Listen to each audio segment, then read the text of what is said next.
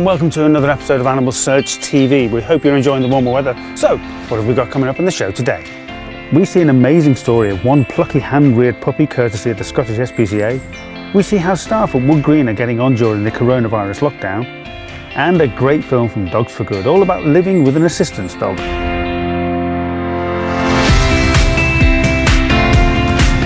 Well, as the decent weather has arrived, I thought we'd do this edition of the show from the garden. First of all, I'd like to say thanks for all your comments on social media and for watching our YouTube channel, and keep subscribing and sharing. Now, as you know, we love to showcase some of the work of the animal welfare organisations out there and bring you some of their work. Now, this first film was made by Mia from the Scottish SPCA, who decided to take on the difficult task of hand-rearing a puppy who was only days old. And I warn you now, this film's a bit emotion.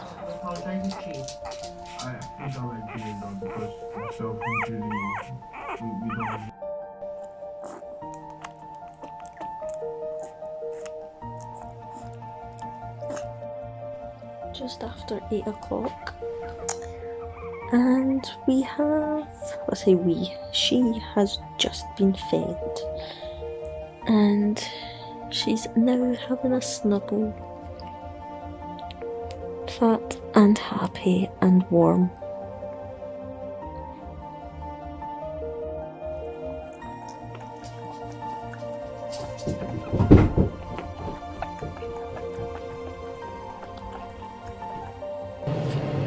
It's 4 o'clock in the morning. That's her just up for another bottle. So the kettle's boiling, and this is puppy formula. So I'm just gonna make that up for her and give her another feed. Just got to work. There she's there, just chilling. And I'm just about to make her a bottle. So I've got my cup of tea, and we're going to make her breakfast.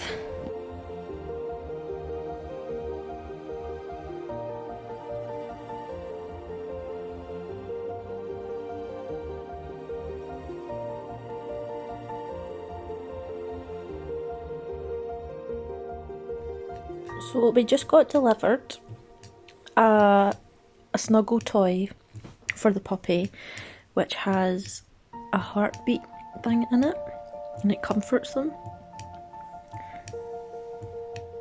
You can probably hear it slightly, but she seems to really like it. It's helping to soothe her. She's not crying as much. She's 11 days old. Her eyes have still to open, but I think they'll open in a few days. And I've also decided to name her now, and her name's Opal. I think it suits her pretty well. So Opal's 13 days old today, and her eyes are open! Look at that! Oh, look. Look at those beautiful eyes. Yeah.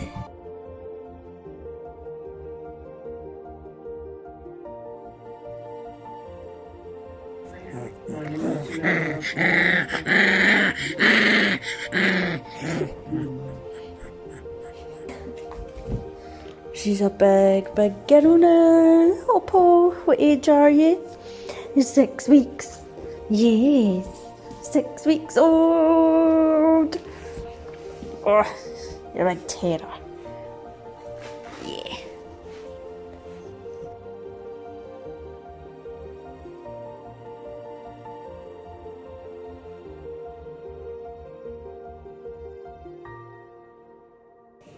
So today's Opal's rehoming day, and we're just about to take her to our new family. But we miss you very much, won't we?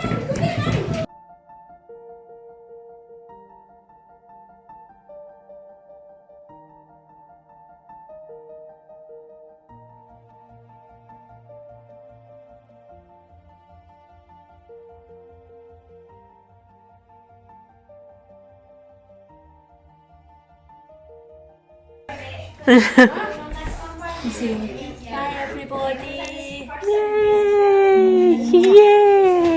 Yay!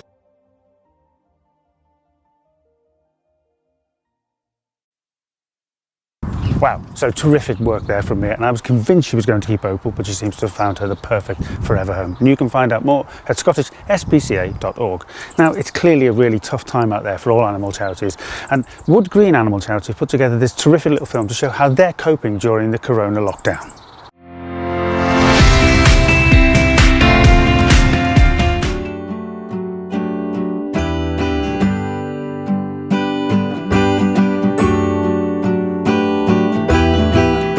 Numbers are going down to do with illness, and our supplies are going down day by day. Our first response to the shutdown was the awareness that it would stop rehoming, it would prevent dogs going home with new owners, so our immediate response was to try and significantly reduce the numbers of dogs that we had on site. So we worked really hard to try and place as many dogs as we can in foster homes. We've managed to quite significantly reduce our population, which means if we do lose members of staff and they are off sick, that we still have enough people to come on site and give care to the animals. I would say it's affected us in terms of staff numbers.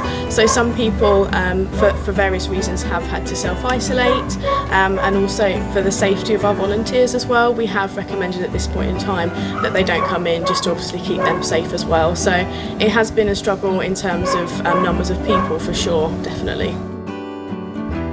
Well, we're all working from home, so we're only a small team, so there's 3 of us that are very close to KBF, so we are the key group to go in and grab food and assess each individual case and situation if we need to get anything from site. We've had to kind of take a look at at all of our processes really, and how we can do those almost as remotely as possible. Obviously we're trying to follow the guidelines from the government and practice social distancing, and working from home obviously is a massive part of that. But because a huge part, particularly within outreach, is literally being in people's homes and engaging with them, we've kind of had to be creative with finding ways to support people whilst not physically sort of being in the house with them. We're still having to look after the animals and provide them with food and water and shelter and medical care. We are a bit quieter.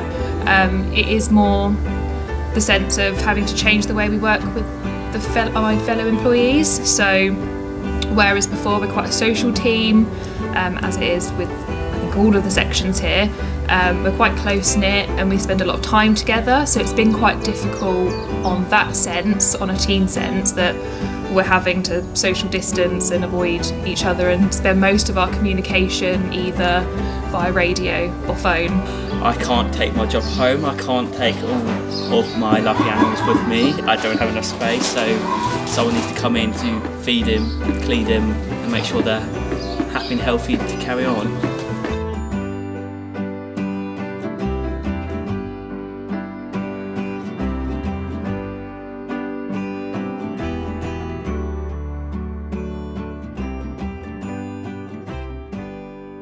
Well, they're clearly doing a fantastic job, and well done to all those other animal welfare organisations who are continuing at this difficult time. The last film is from an organisation called Dogs for Good, and they provide assistance dogs for the disabled. And this is about Caroline, who recently got a dog called Sailor. Now, he makes life an awful lot easier, but he's also a bit of a character. Hi, I'm Caroline Hall and I'm a client for Dogs for Good.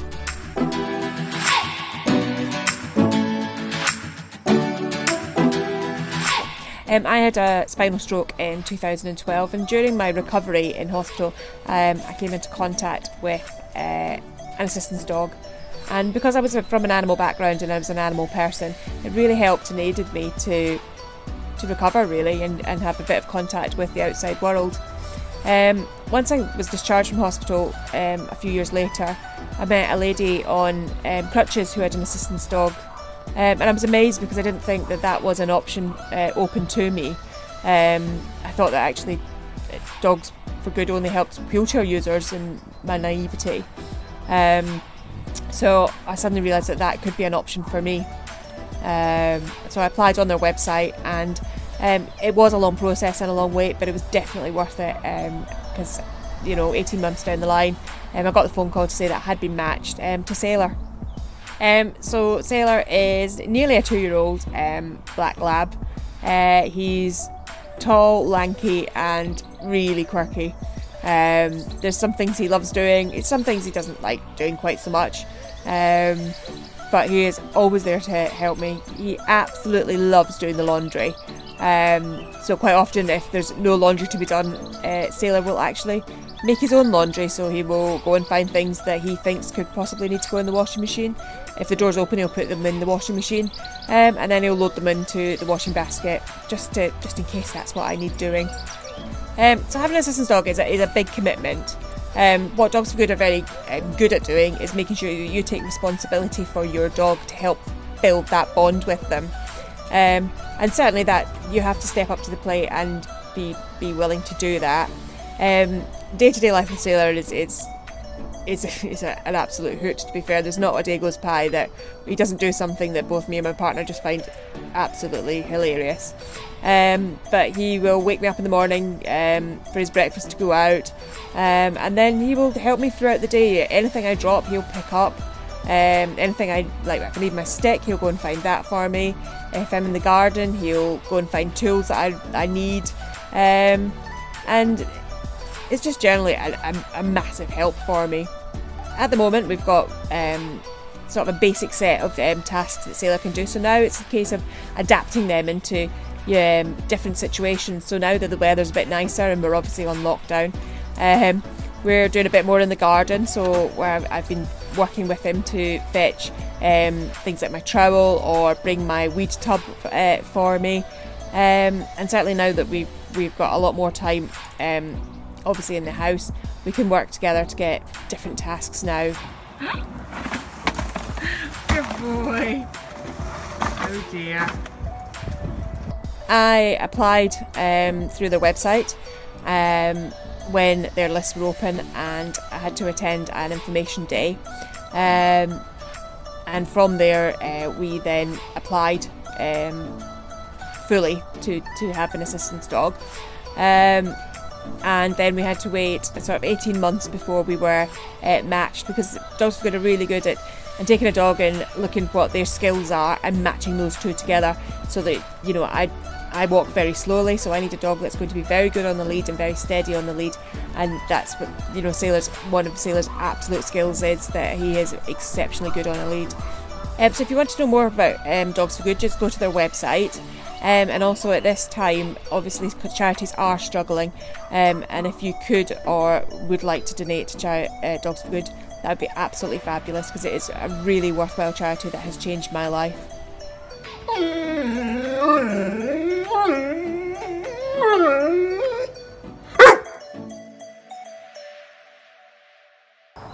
Amazing, and he clearly is a character. If you'd like to know more or even sponsor a dog, you can head to dogsforgood.org.